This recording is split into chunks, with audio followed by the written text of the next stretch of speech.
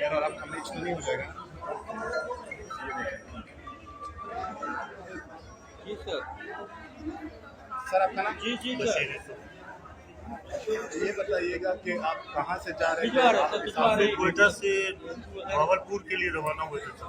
सारा चीज भिजवा देंगे सर, भिजवा देंगे। पुलिस स्टेशन क्रॉस किया हमने, उसके 15-20 जी हाँ, मिनट जी बाद, हाँ। आधे घंटे के बाद ये बस एक हादसा हुआ हमारे साथ।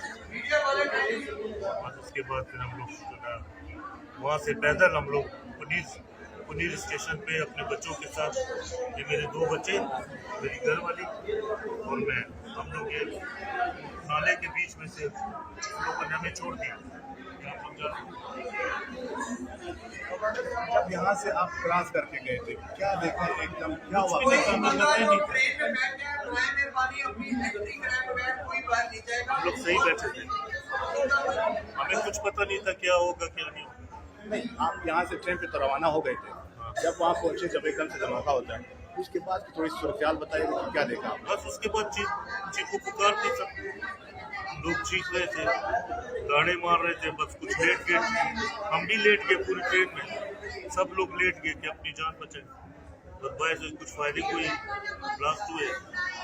उसके बाद फिर हमें कहा कि आप लोग नीचे उतरे।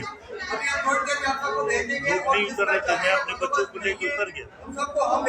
मैंने कहा जब वो कह रहे उतरो तो फिर तो उतरो ना, अंदर आके मारना शुरू करेंगे फिर क्या करेंगे। हम लोग उतरे, खैर उसने मेरे बच्चों को भी छोड़ दिया, मुझे भी छोड़ दिया, मेरी घरवाली को भी छोड़ दिया। उसने कहा पीछे मुड़ के नहीं देखना चाहिए। हम लोग बच्चे पुलिस स्टेशन पहुंचे पैदल नाले के बीच में से बच्चों के दरमियान। ये बताइए कि कितने लोग थे, क्या मंजर देखा आपने? उनके पास क्या था, क्या पूछगछ किया? मैं इतना देखना नहीं चाह रहा था, क्योंकि मैं अपनी और अपने बच्चों की जान बचाने के लिए बस मैंने फौरन बच्चों का पीछे मुड़ के नहीं देखना।